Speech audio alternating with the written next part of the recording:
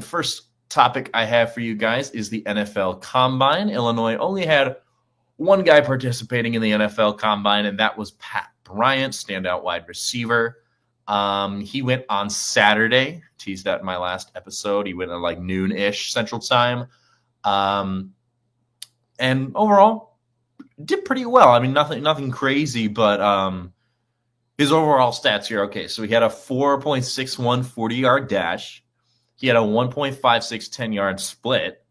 He had a 37.5-inch vertical jump, and he had a 10.4 broad jump.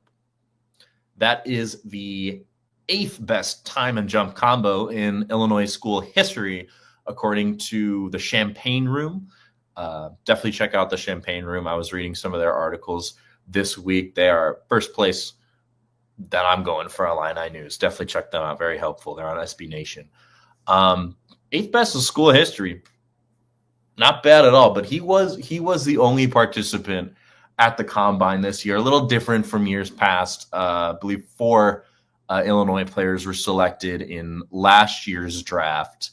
But I don't think that's the reason. I don't think that's something to worry about, right? Because Pat Bryant's the only one that participated in the Combine. The only other guy who is scouted enough, like looking to even be drafted, would be Zachary Franklin, his partner in crime. But I don't think that's too much to worry about as having draft picks down this year, because it's not necessarily that Illinois was less talented. It was certainly their best year in years, but it's more so that they're keeping their team, as I explained kind of in my first episode, talking about transfer portal, right? You just don't have that many guys leaving. This team is mainly sticking together. Those are really only the 2 big names that left for the draft, excluding transfer portal stuff, obviously. So don't worry on that front that we only got 2 guys that are being scouted, only 1 in the Combine. But yeah, Pat Bryant looked nice. Again, nothing that absolutely stands out at you, but he really held his own. He was right middle of the pack in most of his events or workouts. I don't even know the proper word to say. I think workouts is the proper word there. His NFL.com prospect score, they give a score to everyone out of, I believe, 9. His prospect score was a 6.0. So to them, someone in that 6.0 range has, and this is a direct quote from their website, traits or talent to be above average backup. So he's still probably looking at a backup role, right? We're still probably looking at a 4th, 5th, end of the draft pick, maybe even for Pat Bryant, but he's certainly up there.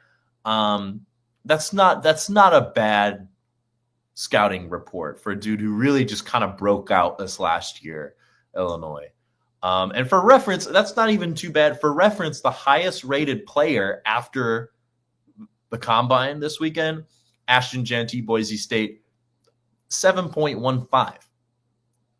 He was one of only 2 guys to get above a 7. So it was certainly a tough scale. So, yeah, and then it was Abdul Carter, Penn State. Obviously, he's looking maybe be number 1 pick. I don't know. I was hearing the Giants might trade for that pick. So then never mind. But if the Titans keep that pick, I certainly think Abdul Carter's a possibility there. But he got a 7. And then 3rd was Travis Hunter, getting a 6.8. So he's within a point on this scale. I know a point is a lot, but he's within a point of Travis Hunter on this scale. When those guys are getting the best is a 7.15, getting a 6, not a bad grade. I mean, above average backup, that's borderline starter, isn't it? I mean, that's the first guy up when someone gets hurt. So definitely exciting to see that. And to see him televised too, that was cool. That was certainly something that us Illinois fans are still getting used to these last couple of years now that we've been competitive. But yeah, overall, 8th best time and jump combo in school history. I think he's looking good. I certainly think he can be more than just above average backup. But if that's all you're going to get, that's all you're going to get. I'm glad that they gave him that attention. I did some more research on NFLDraftBuzz.com to kind of see where he's falling, as well as Zachary Franklin, because Zachary Franklin did not participate in the combine, but he still did declare for the draft in February. So they have Pat Bryant ranked as the number 17 wide receiver in this draft class and number 140 overall. And then Zachary is number 53 wide receiver, according to, again, NFLDraftBuzz.com.